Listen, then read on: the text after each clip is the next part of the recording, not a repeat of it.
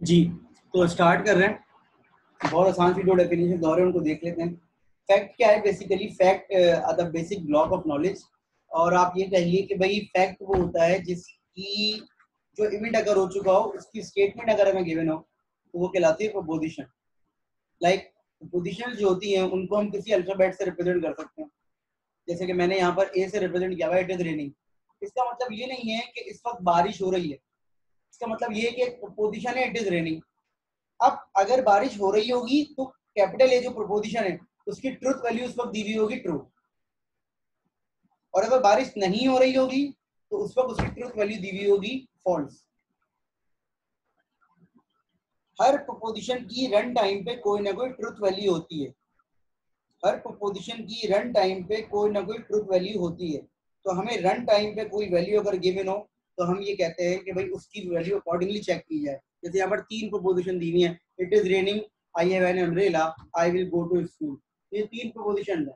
अगर A B C की बात करें तो हो सकता है ए ट्रू हो, बी फॉल्स हो, सी ट्रू हो। ये रन टाइम पे गिवन होता है अकॉर्डिंगली। अच्छा, फैक्ट की कुछ डिफरेंट टाइप्स हैं, ये समझ में आ रही है बात?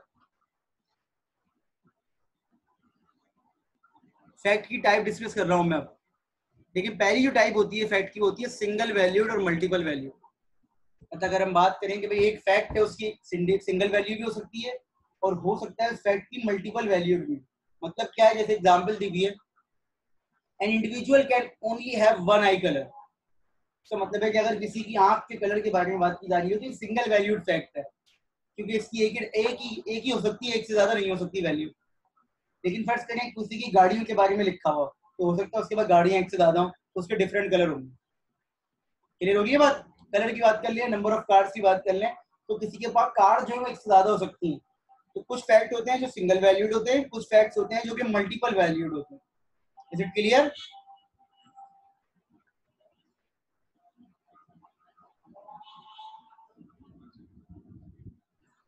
आगे बढ़ते हैं। एक कहलाते हैं अनसर्टेन फैक्ट्स। अनसर्टेन फैक्ट्स जरा पढ़े, मुझे बताएं कि क्या है, देख के समझ में आ रहे होंगे।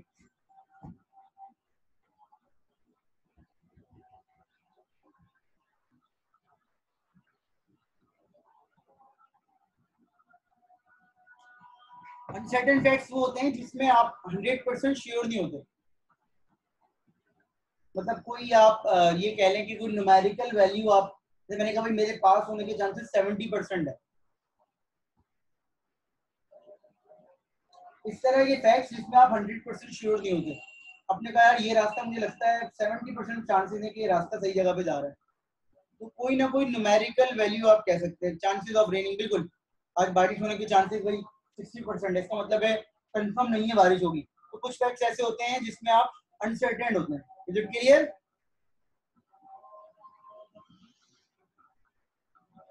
जो फजी फैक्ट्स क्या होते हैं? Basically which are ambiguous in nature. Ambiguous का मतलब क्या होता है कि एक चीज को सोचने के एक से ज्यादा तरीके हैं, एक से ज्यादा तरीके, लेकिन डुअल मीनिंग, डुअल से ज्यादा भी हो सकते हैं, ठीक है।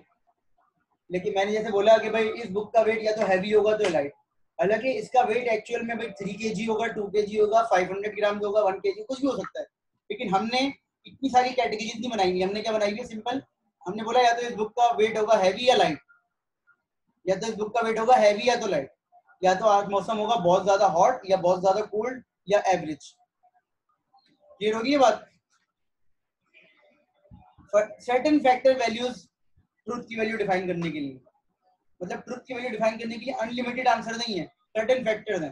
मैंने अभी मिसाल दी ना आपको, या तो आज बहुत ज्यादा हॉट होगा मौसम, या बहुत ज्यादा कोल्ड होगा, या एवरेज होगा। ये तीन आंसर है।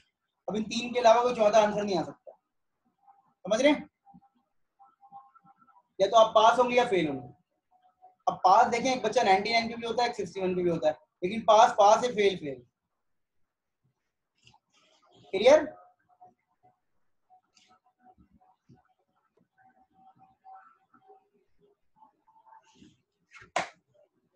अच्छा, फिर एक खिलाते हैं ऑब्जेक्ट एट्रीब्यूट वैल्यू। जैसे कोई भी अगर फैक्ट लिखा हुआ हो तो आप जो है उसमें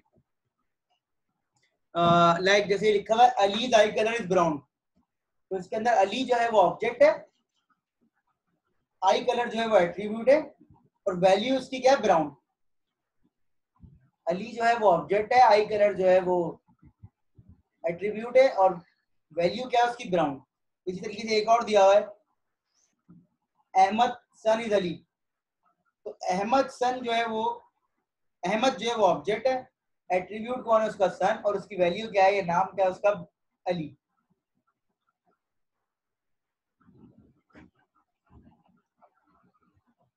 अच्छा, फिर जब फैक्ट समझ में आ जाते हैं तो फैक्ट्स की मदद से क्या बनते हैं, रूल्स बनते हैं।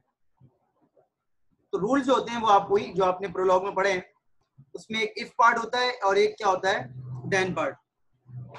इफ पार्ट को आप एंटीसीडेंट भी कहते हैं और प्रीमिसेस भी कहते हैं।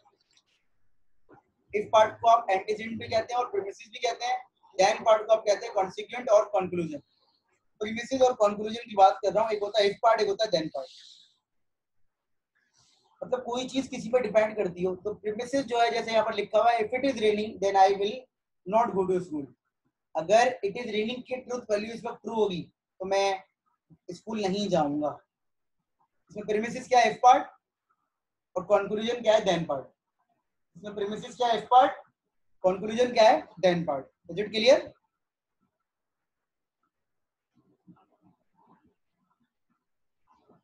अच्छा, जो आपका प्रीमिसेस होता है इसके अंदर मोर देन वन फैक्ट भी आ सकते हैं, लाइक कंपाउंड स्टेटमेंट करके आ सकते हैं। ये देखें, ये देखें, इसमें कंजंक्शन और डिसजंक्शन भी यूज होता है। बताता हूँ आपको क्या होता है, थोड़ा सा आपको आइडिया तो होगा कि एंड को कहते थे कंजंक्शन और को कहते थे क्या, डिसजंक्शन। तो देखें, if it is raining and I name an umbrella, ये देखें ये पूरा पार्ट कहलाएगा premises.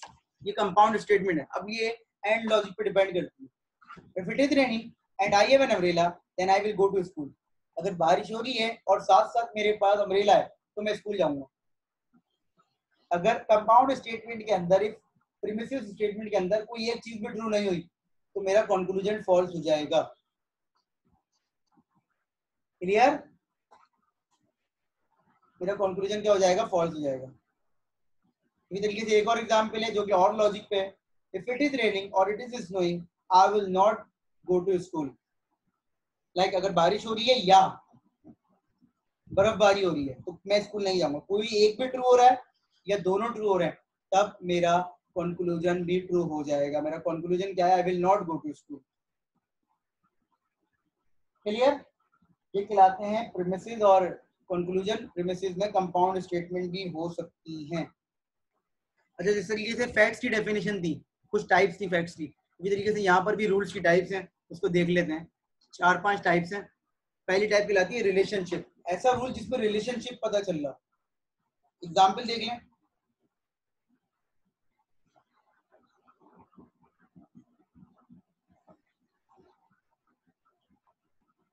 If you hear a loud sound, then the silencer is not working. Premises में और कंक्लूजन में एक रिलेशन पता चल रहा है। आपके रूल के अंदर एक रिलेशन पता चल रहा है। If you hear a loud sound, then the silencer is not working. ये कहलाते हैं रिलेशनशिप रूल। इसी तरीके से रिकमेंडेशन रूल क्या है कि if it is raining then bring an umbrella. आपको रिकमेंड कर रहा है कि भाई इफ पार्ट में आपके साथ जो चीज हो रही है, देन पार्ट में आपको रिकमेंड किया जा रहा है। इसी तरीके से डायरेक्टिव क्या है, if it is raining and you don't have an umbrella then wait for the rain to stop. आपको एक डायरेक्शन दी जा रही है। तो ऐसा नहीं है कि सिर्फ एक ही कैटेगरी में आता हो कोई रूल। हो सकता है एक रूल एक वक्त में रिलेशनशिप में भी आ रहा हो, रिकमेंडेशन में भी आ रहा हो सकता है एक रूल एक वक्त में रिकमेंडेशन में भी आ रहा हो, डायरेक्टिव में भी आ रहा हो। लेकिन ये डिफरेंट डेफिनेशन है कैटेगरीज इसकी, तो वो मैं एक्सप्लेन कर रहा हूँ। तो कोई इतनी मुश्किल चीज नहीं है ये। इस तरीके से अगर आगे बढ़े तो एक कहलाते हैं वेरिएबल रूल्स। ये बड़े इंपॉर्टेंट है और ये आपने पढ़े भी होंगे कहाँ पर, प्रोलॉग में। प्रोलॉग में आपने वेरिएबल यूज करके यूनिफिकेशन की है।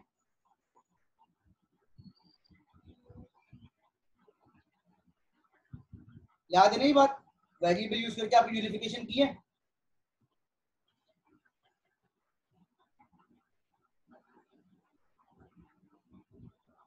बल्कि वही चीज है कि अगर एक रूल एक से ज्यादा पे ट्रू हो रहा हो, एक रूल अगर एक से ज्यादा पे ट्रू हो रहा हो तो आप वो वेरिएबल असाइन कर देते हैं।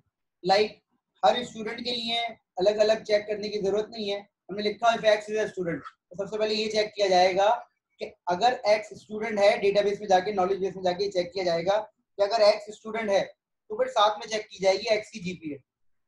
अगर एक्स स्टूडेंट नहीं है तो जीपीए भी चेक नहीं की जाएगी और डायरेक्ट एक्स को ऑनर सेल में प्लेस नहीं किया जाएगा ऑनर रोल के अंदर। ये कहलाते हैं आपके पास वेरिएबल रूल्स जिसमें पैटर्न मैचिंग होती है। पहले आप हर चीज को जाके पैटर्न से मैच करते हैं अपने।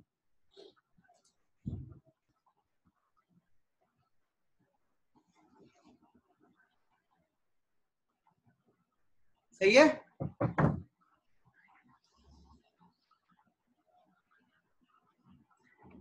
अच्छा ये तीन और हैं, इनको भी देख लें। एक कहलाते हैं अनसर्टेन रूल्स, एक कहलाते हैं मेटा रूल्स, एक कहलाते हैं रूल सेट। तो अनसर्टेन रूल्स क्या होते हैं? If you have never won a match then you will most probably not win this time. जिस तरह से अनसर्टेन फैक्ट्स है, इसी तरीके से यहाँ पर क्या है हमारे पास अनसर्टेन रूल्स, जिसमें आप 100% श्योर नहीं होते। लेकिन वही वाली बात है कि भाई आपका इस पार्ट में इस तरह से लिखा हुआ होता है कि आप 10 पार्ट के अंदर भी 100% श्योर नहीं होते। इसका है कि अगर आप आज तक मैच नहीं जीते तो इसका मतलब ये है कि इस दफा भी आप नहीं जीतेंगे, ज्यादा चांसेस नहीं है। मेटा रूल्स क्या है? मेटा नॉलेज क्या थी? मेटा नॉलेज क्या थी?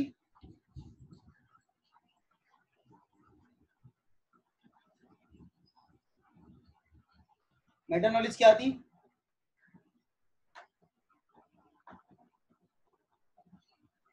Knowledge about knowledge. तो लाइक मेटा रूल्स क्या है? Rules that describe how to use other knowledge, other rules, rules that describe how to use other rules. ठीक है, तो rules that describe how to use other rules. जैसे if you are coughing and you have chest congestion then use the set of respiratory disease rule. कह रहे हैं कि अगर आपको ये मसला है तो आप ये वाले सेट की रूल यूज कर लें। मतलब आपके रूल के अंदर ही किसी और रूल को यूज करने की रिकमेंडेशन दी जा रही है क्योंकि उसको पता है कि ये रूल कब यूज किए जाते हैं।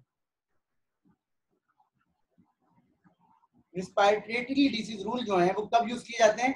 वो कह रहा है कि जब आपको कफ हो रहा हो और साथ में चेस्ट कंजेशन हो रही हो तो आप ये रूल यूज कर लें। तो बेसिकली आपके इस रूल को दूसरे रूल के बारे में मालूमात थी तो उसने आपको रिकमेंड किया। सही है, तो ये कहलाते हैं मेटा रूल्स।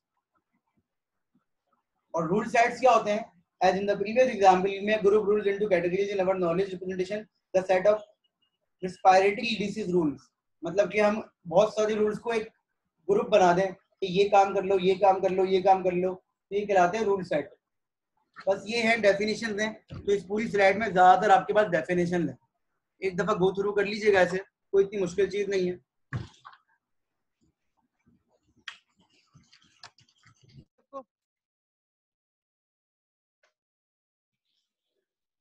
आवाज आ रही है?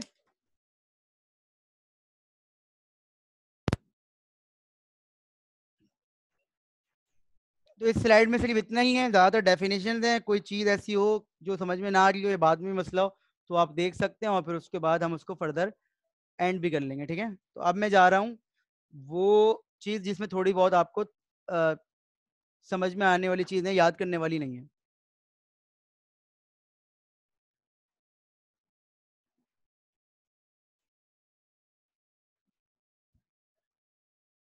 ये वो टॉपिक जो कि आपको रीजनिंग की तरफ लेके जाएगा, propositional and first order logic. तो इसको सुकून से देखेंगे क्योंकि प्रपोजिशंस और फर्स्ट ऑर्डर लॉजिक बड़ी इंपॉर्टेंट है as far as reasoning is concern.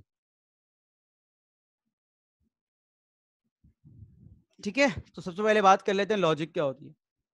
Logic again आसान डेफिनेशन सबसे क्या है? Reasoning about the validity of arguments. Reasoning about the validity of arguments, कि किसी भी आर्गुमेंट को की वैलिडिटी को ट्रुथ साबित करने के लिए रीजनिंग की जाती है, वो कहलाती है लॉजिक।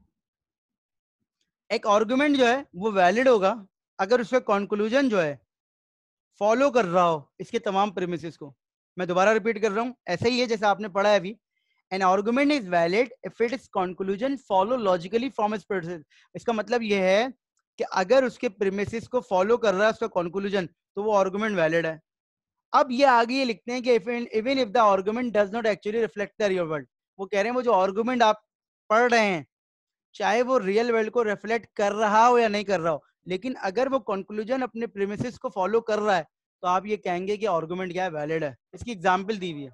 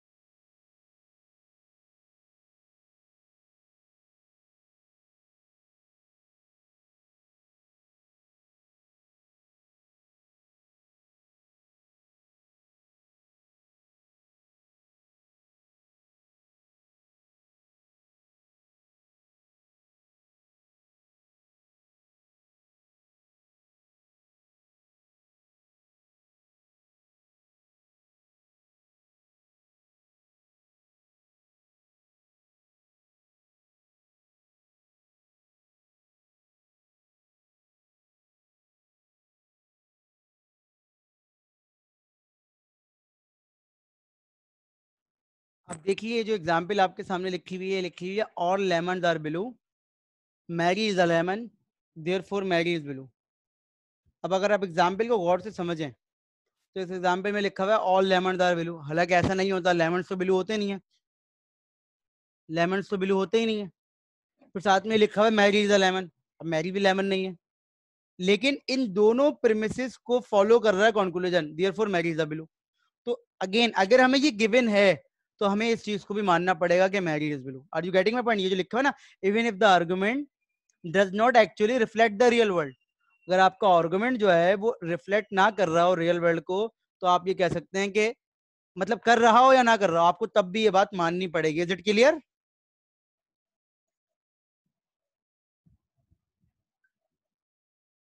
क्लियर?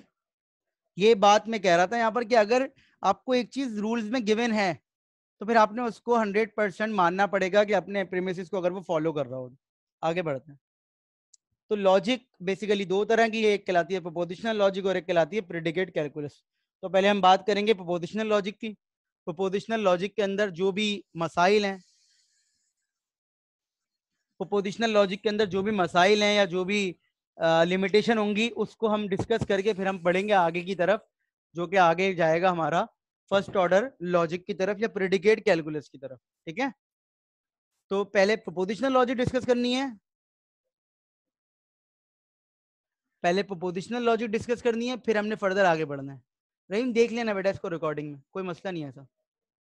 अच्छा जी, तो प्रोपोजिशनल लॉजिक क्या है कि statement are sentences that claim certain things can be true और फॉल्स बट नॉट बोथ। एक स्टेटमेंट जो है या तो ट्रू होगा या तो फॉल्स होगा, लेकिन दोनों नहीं हो सकता। दो तीन चीजें हैं उसको समझ लीजिएगा। प्रोपोजिशनल लॉजिक क्या होती है? बेसिकली प्रोपोजिशंस को डील करती है। प्रोपोजिशनल लॉजिक क्या होती है? प्रोपोजिशंस को डील करती है। प्रोपोजिशनल कांस्टेंट होते हैं या तो ट्रू या तो फॉल्स, और प्रोपोजिशनल वेरिएबल जो भी होते हैं ए बी सी डी जो भी होते हैं उनको हम या तो टी वैल्यू असाइन कर सकते हैं या एफ कर सकते हैं या खुद से कर सकते हैं या गिवन हो सकती है। अब जैसे कि हम ये बात कर लेते हैं, प्रोपोजिशन क्या है? Statement of affect. assign a symbolic variable to represent a proposition that is p it is raining, I q I carry an umbrella। मतलब क्या है कि it is raining हमने उसको p असाइन कर दिया, आई कैरी एन अम्ब्रेला है, उसको हमने क्यू असाइन कर दिया। अब थ्रू आउट दो ये पी और क्यू चलेगा, तो हम अपने स्टेटमेंट्स को कोई ना कोई वेरिएबल असाइन कर देते हैं। अच्छा, कुछ प्रोपोजिशनल्स ऐसे होते हैं जो डिक्लेरेटिव सेंटेंसेस होते हैं, उनकी फिक्स वैल्यू होती है, या तो हमेशा ट्रू होते हैं या हमेशा फॉल्स होते हैं, उसमें चेंजेस नहीं हो सकते। जैसे बारिश है, अगर वो हो रही है तो होगी, या नहीं हो रही तो ये चेंज हो सकता है रन टाइम पे। बारिश है, कभी होगी कभी नहीं होगी, सूरज निकला हुआ है कभी नहीं है, मेरे पास अम्ब्रेला है कभी नहीं है। लेकिन कुछ स्टेटमेंट ऐसे होते हैं जो कि हमेशा ट्रू होते हैं या फॉल्स होते हैं, वो कहलाते हैं डिक्लेरेटिव सेंटेंसेस। मतलब जैसे एक एग्जांपल दी हुई है, a rectangle has four side, a rectangle has four side, इसकी ट्रुथ वैल्यू हमेशा ट्रू होगी। A rectangle has four side, इसकी ट्रुथ वैल्यू हमेशा क्या होगी? ट्रू होगी। इसकी ट्रुथ वैल्यू हमेशा क्या होगी? ट्रू होगी। इसी तरीके से एक प्रोपोजिशन है, the world is a cube, अब हम सबको पता है वर्ल्ड क्यूब नहीं है, तो इसकी ट्रुथ वैल्यू हमेशा क्या होगी? फॉल्स होगी। Is it clear? तो डिक्लेरेटिव सेंटेंसेस जो होते हैं, या तो वो हमेशा ट्रू होते हैं या फॉल्स होते हैं, हमेशा चेंज नहीं होते, फिक्स होते हैं वो। Is it clear? A proposition is a sentence whose truth value may be determined. So each variable has a truth value. Run time पे हम देखते हैं कि किसकी वैल्यू ट्रू है और किसकी वैल्यू फॉल्स है। ये देखें, ये प्रोपोजिशंस लॉजिक के जो हैं कनेक्शंस हैं, कनेक्टिव्स हैं। हमें पता है ये एंड है, जिसे हम कंजंक्शन भी कहते हैं। हमें पता है ये डिसजंक्शन है, जिसे और कहते हैं। ये इंप्लाइज दैट है, ठीक है। कंडीशनल भी कहलाता है, इज इक्विवेलेंट का मतलब होता है बाय डायरेक्शनल, और ये नेगेशन है नॉट। ये मैं भी आपको एक्सप्लेन कर रहा हूँ सारे, ठीक है। ये सारे मैं आपको एक्सप्लेन कर रहा हूँ। पहले यहाँ देख लेते हैं फिर आगे बढ़, बल्कि पहले इसको यहाँ देख लेते हैं। फर्ज कीजिए कि P जो है हमारे पास वो क्या है, फर्ज कीजिए P जो है हमारे पास वो है P is equal to it is raining, और Q is equal to I have an umbrella.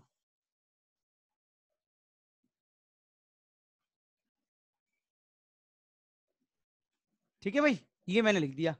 अब इस पूरे टेबल को समझ लेते हैं। आई बिलीव कि ये टेबल आपको आता होगा। ये 5 कनेक्शन है, नॉट, एंड, और, इंप्लाइज दैट, बाय डायरेक्शनल। तो हम सबको पता है नॉट का मतलब क्या होता है?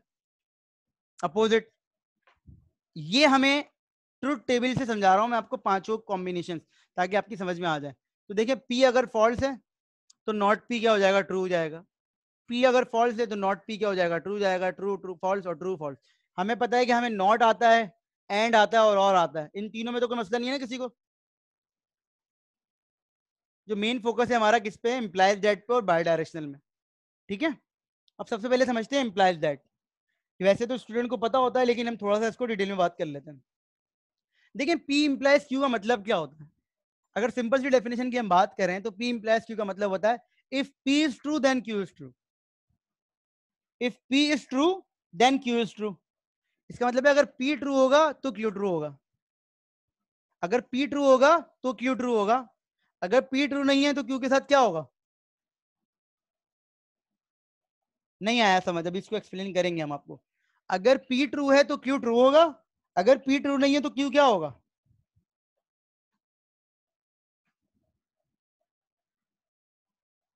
कोई और आंसर दिखेगा मोहतशिम के अलावा? ऐसा नहीं है, ठीक है। इसलिए मैं आपको एक्सप्लेन कर रहा हूं, दोबारा सुन लीजिए। ये कंडीशन ये कहती है कि अगर पी ट्रू है तो क्यू ट्रू होगा, लेकिन अगर पी ट्रू नहीं है तो क्यू कुछ भी हो सकता है, फॉल्स भी हो सकता है, ट्रू भी हो सकता है। कंडीशन किस पे? पी के ट्रू होने पे। कंडीशन किस पे? पी के ट्रू होने पे। तो अगर पी फॉल्स है तो क्यू की मर्जी है, वो कुछ भी हो सकता है। मैं आपको एक्सप्लेन करता हूं, आपकी समझ में आ जाएगा इंशाल्लाह। देखें, यहां पर पी क्या है? फॉल्स। पी क्या है? फॉल्स।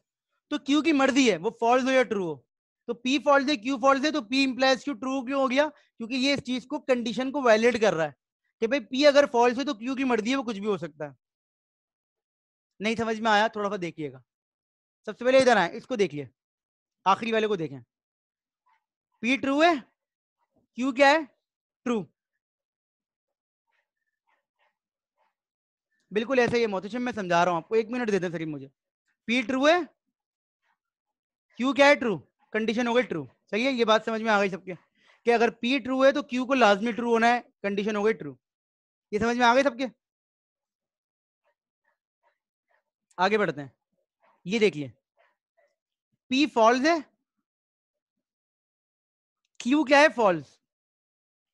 ये कंडीशन ट्रू क्यों हुई कि अगर P फॉल्स है तो Q की मर्जी है वो कुछ भी हो जाए, लेकिन अगर P ट्रू है तो Q को लाजमी ट्रू होना है। तो ये वाला नंबर देखें जरा, ये देखें ये वाला P क्या है, P क्या है यहां पर, ट्रू, लेकिन Q क्या है,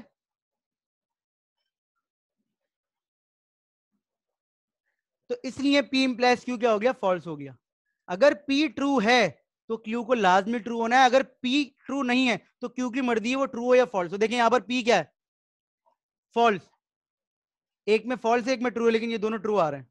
क्यों आ रहे हैं, क्योंकि ये P के फॉल्स पे डिपेंडेंट नहीं है, P के ट्रू पे डिपेंडेंट है। मैं आपको इसकी बड़ी क्लासिक एग्जांपल देता हूं, आप उस एग्जांपल को देखेंगे तो आपकी समझ में आ जाएगा। ये देखें, आपको बस एग्जांपल ये देख लें,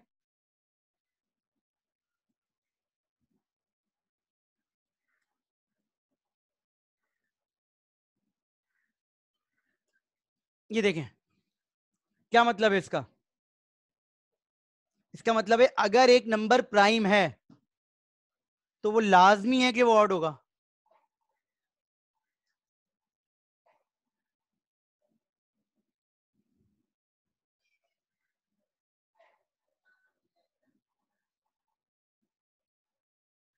ये देखें भाई, गौर से देख लिया, अगर नंबर प्राइम है, बता फर्ज करें मैंने एक नंबर पिक किया 25, 23 सॉरी, कंडीशन ट्रू हो गई, ये ट्रू हो गया, नंबर प्राइम है या नहीं है, सब लोग बताइए जल्दी जल्दी।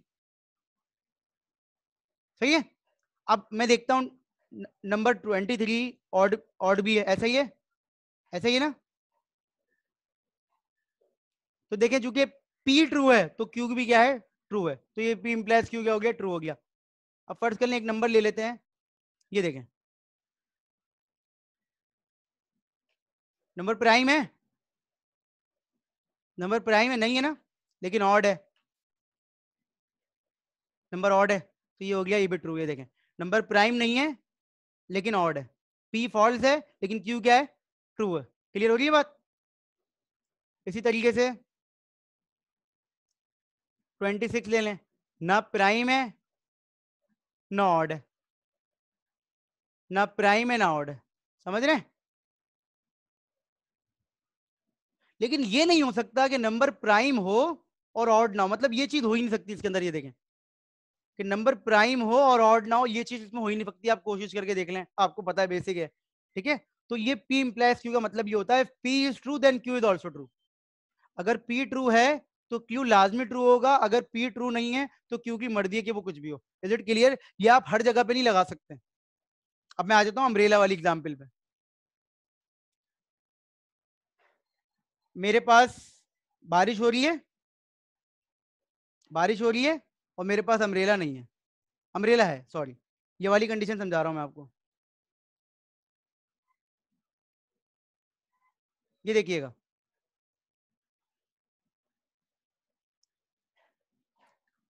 It is raining, I have an umbrella, condition true हो गई। भाई बारिश हो रही है, मेरे पास अम्ब्रेला होनी चाहिए, है सही है। बारिश हो रही है मेरे पास, सबसे आखिरी वाली पढ़ा रहा हूँ। क्लियर हो गई बात।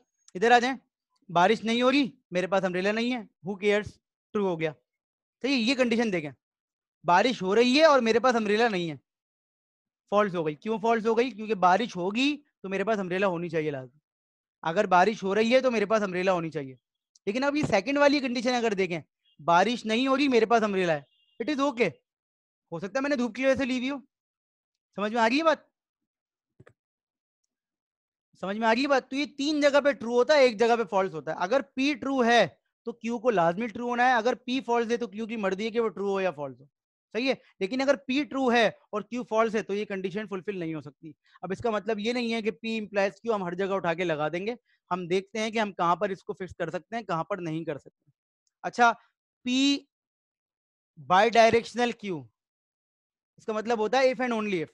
अगर P होगा तो Q होगा, अगर Q है तो P है, इफ एंड ओनली इफ।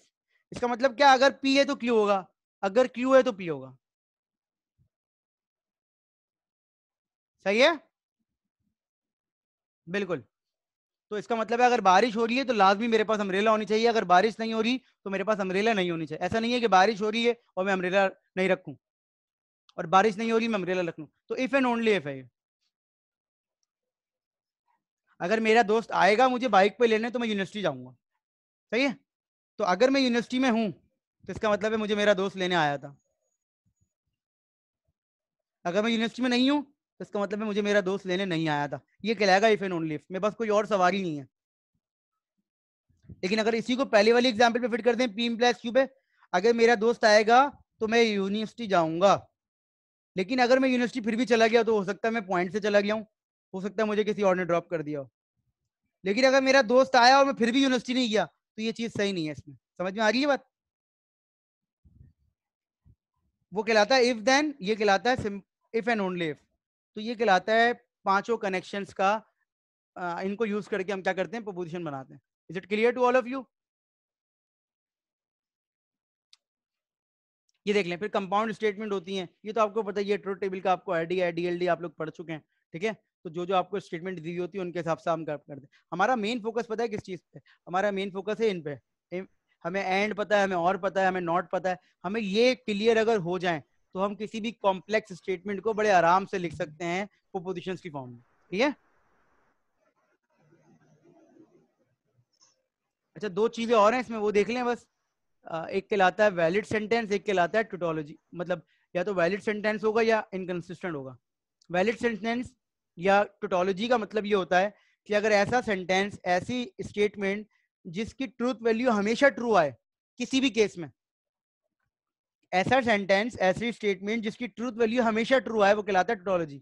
मैं डिक्लेरेटिव सेंटेंस की बात नहीं कर रहा, मैं ये कह रहा हूं कि फर्ज करें हमें ये डायग्राम, हमें ये गिवन है, ये इन सब जगह पे ट्रू लिखा हुआ आ रहा है, तो ये जो स्टेटमेंट है ये टोटोलॉजी है। क्यों? क्योंकि सारे कॉम्बिनेशन पे ट्रू आंसर कर रहा है। समझ में आ गई ये बात? एक ऐसी स्टेटमेंट जिसके सारे कॉम्बिनेशन पे आंसर क्या आता हो, ट्रू आता हो, वो क्या कहलाती है? टोटोलॉजी। Is it clear? एक ऐसी स्टेटमेंट जिसके तमाम कॉम्बिनेशन पे आंसर क्या आता हो, ट्रू, वो कहलाती है टोटोलॉजी। ये देखें, इफ इट इज रेनिंग और इट इज नॉट रेनिंग। तो ये सिंपल सी स्टेटमेंट से समझाया हुआ आपको। अगर इट इज रेनिंग है तो यहां पर ट्रू है तो यहां पर फॉल्स होगा, अगर यहां पर फॉल्स है तो यहां पर ट्रू होगा। तो दोनों केसेस में इसकी ओवरऑल वैल्यू क्या होगी? 1 होगी, मतलब ट्रू होगी। ये कहलाता है टोटोलॉजी। Is it clear?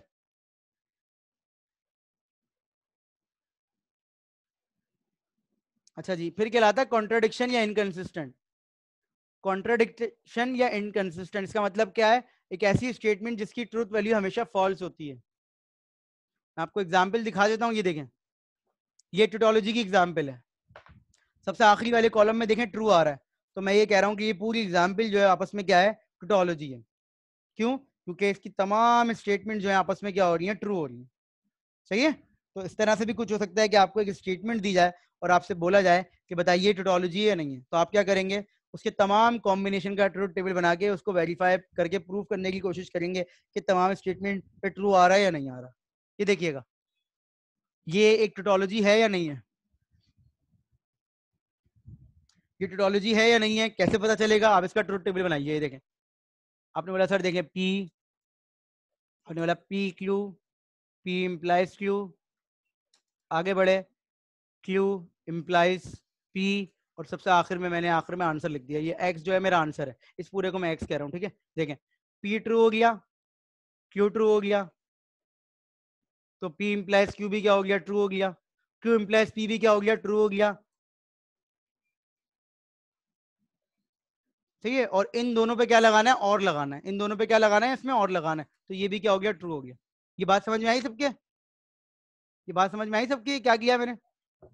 एक एक एक कॉम्बिनेशन बनाया, अब आ गया पी ट्रू हो गया, एफ क्या हो गया? फॉल्स। तो P इंप्लाइज Q क्या हो गया? यहां पर ट्रू आएगा, फॉल्स आएगा?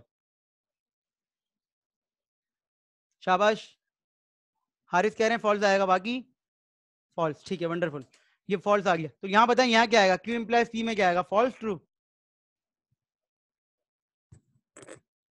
ट्रू आएगा, ठीक है, क्योंकि Q फॉल्स है तो P की मर्जी है, वो कुछ भी हो सकता है, अगर वाइस वर्सा के हिसाब से बात करें। तो ये भी दोनों पे लगाया, एफ और टी पे जब और लगाया तो ये ट्रू आ गया। इसी तरीके से यहाँ पर आए, ये एफ है, ये क्या है ट्री, तो ये हो जाएगा टी। इसको वेरीफाई कर लीजिएगा आप, मतलब मैं तो डायरेक्ट आपको आंसर लिख रहा हूँ, और इन दोनों का और हो गया ट्रू, और ये फॉल्स हो गया, ये फॉल्स हो गया, तो ये भी ट्रू हो गया, ये भी ट्रू हो गया, और ये क्या हो गया आपके पास, ट्रू हो गया। ठीक है, तो ये एक टोटोलॉजी है। क्लियर, ये टोटोलॉजी है। कोई क्वेश्चन है यहाँ तक किसी को? कोई भी क्वेश्चन हो तो बता दीजिए।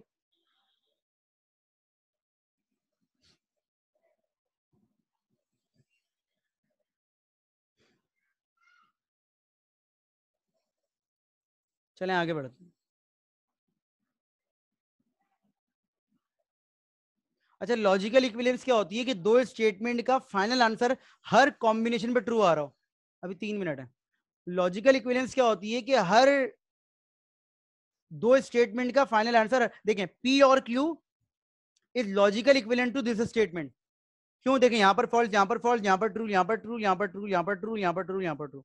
जैसे आप करते थे ना डीएलटी में, सिंप्लीफाई करते थे, सिंप्लीफाई करने के बाद आप कहते थे ये चीज उसी के बराबर है, जिससे आपके गेट्स छोटे हो जाते थे, कॉम्बिनेशनल लॉजिक आपकी छोटी हो जाती थी। तो ये कहलाती है लॉजिकल इक्विवेलेंस, कि ये और ये आपस में बराबर हैं। ये देखिएगा, ये सब लोग, ये ए और B is equal to B और ए, ये याद नहीं करने आपको, जैसे एक मैं आपको आइडिया दे रहा हूँ, A and B is equal to B and A and so on. इनको आप वेरीफाई भी कर सकते हैं। तो ये कहलाते हैं आपस में लॉजिकल इक्विवेलेंट, जिनके कॉम्बिनेशन आखिर में सेम आंसर कर रहे हो, जिनके कॉम्बिनेशन आखिर में सेम आंसर कर रहे हो वो क्या कहलाते हैं, लॉजिकल इक्विवेलेंट। ठीक है, जैसे ये है, ये लॉजिकल इक्विवेलेंट है, आपको पता है डी मॉर्गन्स, ये लॉजिकल इक्विवेलेंट है, ये लॉजिकल इक्विवेलेंट है। तो लॉजिकल इक्विवेलेंट क्या होते हैं, जिनके कॉम्बिनेशन आपस में आखिर में सेम आंसर दे रहे हो। Is it clear to all of you? कोई सवाल है यहाँ तक तो पूछ लीजिए।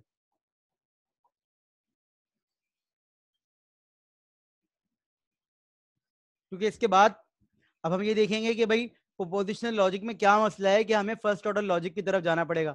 मैं थोड़ा सा आइडिया दे देता हूँ। फर्स्ट ऑर्डर लॉजिक का मतलब वही है कि फॉर ऑल, देयर एग्जिस्ट, जिसकी मदद से आप पूरे एफओएल लिखते थे।